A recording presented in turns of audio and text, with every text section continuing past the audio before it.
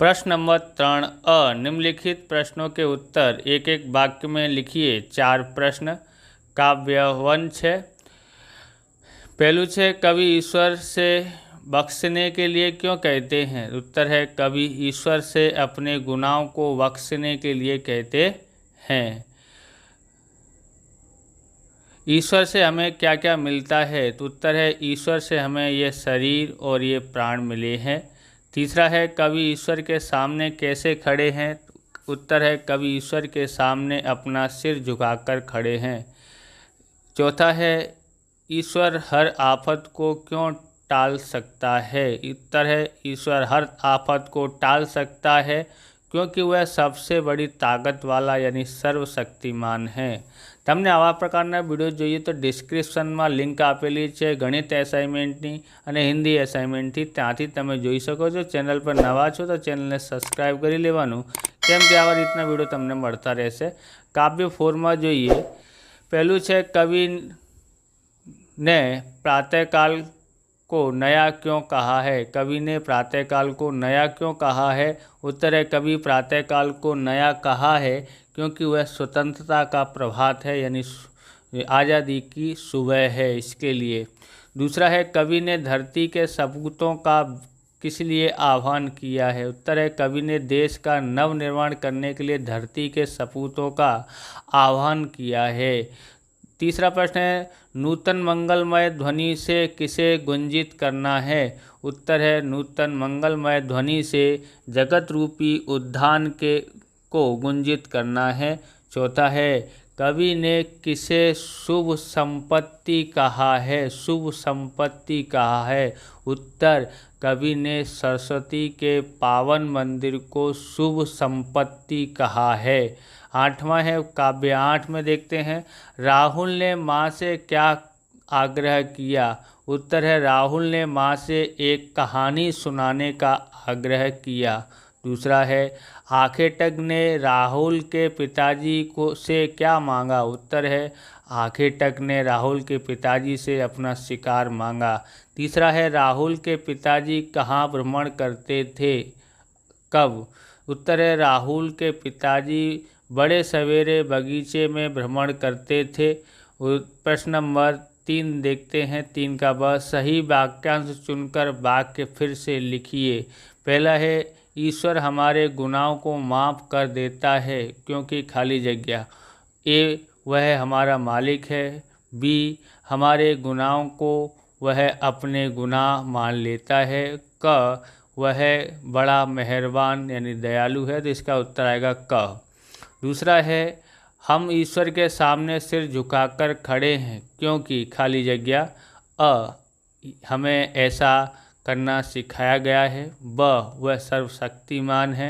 क ऐसा न करने पर वह हमें सजा देगा, तो ब आएगा इसका, वह सर्वशक्तिमान है। तीसरा देखते हैं कवि धरा के सपूतों को अमर बताया है क्योंकि खाली जगह। अ उन्होंने मृत्यु को जीत लिया है। ब इतिहास में सदा के लिए उनका नाम रखेगा। क उनकी मृत्यु बहुत देर से होगी, तो इसका ब आता है इतिहास में सदा के लिए उनका नाम रहेगा। चौथा है ज्ञान दीपक के समान है क्योंकि खाली जगह। अ मनुष्य के मस्तिष्क की रचना दीपक जैसी है। ब उसे पाने के लिए परिश्रम की तले की ज़रूरत पड़ती है। क वह अज्ञान का अंधेरा दूर करता है। उत्तर आएगा इसका क आएगा, ऊपर में तीसरे में ब आएगा। ओके। 5वां है सिद्धार्थ चौंके क्योंकि खाली जगह।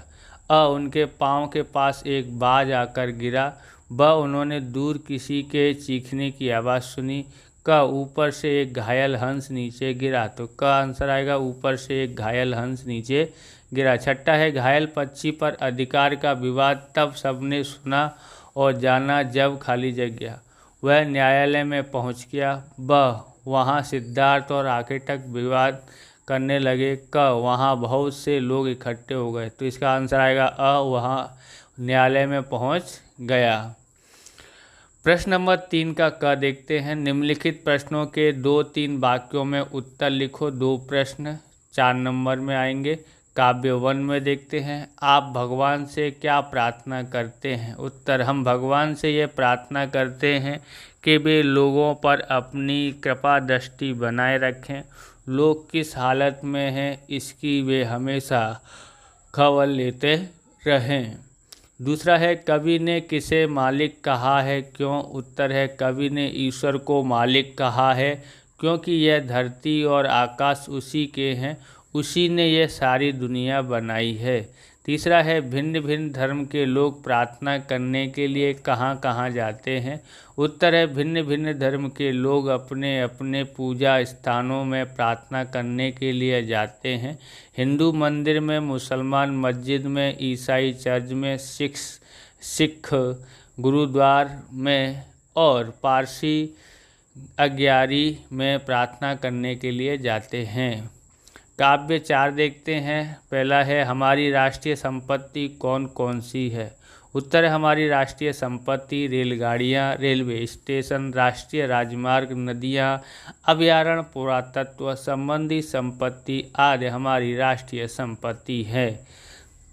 दूसरा देखते हैं, धरा के सबूत नए राग और गान किसमें भरेंगे? उत्तर है, स्वतंत्रता पाने के बाद हमारे देश में नया युग आया है। धरा के सबूत इस नव युग की वीणा में नए राग और गान भरेंगे। तीसरा है, धरती माँ की काया आज सुनहरी क्यों हो रही है? उत्तर है, सारे देश में स्वतंत्रता रूपी सूर्य प्रकाश फैला हुआ है। सुनहरी धूप के कारण आज धरती माँ की काया सुनहरी हो रही है। काव्य 8 में देखते हैं। पहला है, घायल पक्षी को किसने उठाया?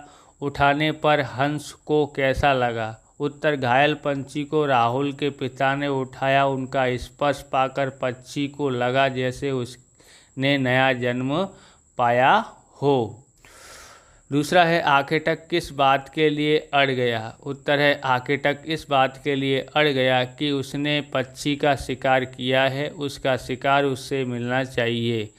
तीसरा है, पक्षी किस दशा में नीचे गिरा था? उत्तर, आखेटक के बाण से बिंधकर पक्षी घायल हो गया था, उसके एक पंख पर बाण लगा था, ऐसा घायल दशा में पक्षी नीचे गिरा था।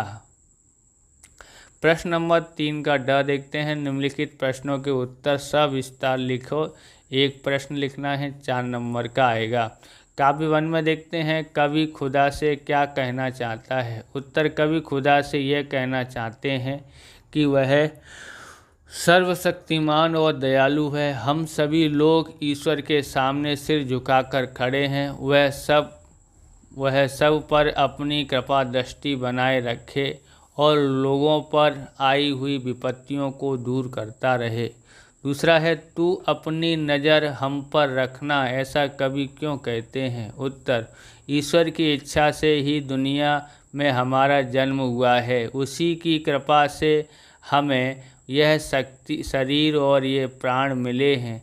हमारा जीवन उसी के भरोसे है क्योंकि वही हमारा रखवाला है। इसलिए कवि ईश्वर से हम पर अपनी नज़र कृपा दृष्टि रखने के लिए कहते हैं। चौथा काव्य देखते हैं। पहला प्रश्न है, कवि ने देश के सपूतों को क्या संदेश दिया है? उत्तर है, कवि देश के सपूतों से कहते हैं कि देश स्वतंत्र हो चुका है, अब तुम्हें देश का नव निर्माण करना है। स्वतंत्रता का लाभ जन जन तक पहुंचाना है। देशवासी तुमसे बड़ी बड़ी आशाएं रखते हैं, तुम्हें उन्हें निराश नहीं करना है। तुम्हें लोगों में नए प्राण फूंकने हैं, विकास के नए रास्ते खोजकर तुम्हें देश का पिछड़ापन दूर करना है। इस प्रकार कवि ने देश के सपूतों को संदेश दिया है कि वे देश की एक नए युग में ले जाएं। तीसरा प्रश्न है, कवि महेश्वरी जी धरा के अमर सपूतों से क्या कहना चाहते हैं? उत्तर, सदियों की गुलामी के बाद हमारे देश को स्वतंत्रता मिली है। कवि चाहते हैं कि देश के युवक स्वतंत्रता के बाद देश का नव निर्माण करें। वे लोगों के जीवन में नया उत्साह भरें, उनमें नए प्राणों का संचार करें। युग युग के मुरझाए हुए फूलों को नई मुस्कान दें। अपनी मंगलमय वाणी से संसार रूपी उद्यान को गुंजित करें। वे तरह तरह का ज्ञान प्राप्त कर देश का भविष्य उज्जवल बनाएं। इस प्रकार कवि महेश्वरी जी धरा के सपूतों से अनेक अपेक्षाएं रखते हैं। काव्य 8 में देखते हैं, उपवन की शोभा कैसी थी। उत्तर, उपवन में तरह तरह के रंगों वाले फूल खिले थे। उपवन में तरह तरह के रंगों वाले फूल खिले थे। उन फूलों पर ओस की बूंदें चमक रही थी। हवा के हल्के झोंकों से जब वे बूंदें एक दूसरे से मिलती थीं तो उनमें लहर सी उत्पन्न हो जाती थी। फूलों की सुगंध सारे उपवन में फैली हुई थी। पेड़ों पर बैठे पंछी कलकल स्वर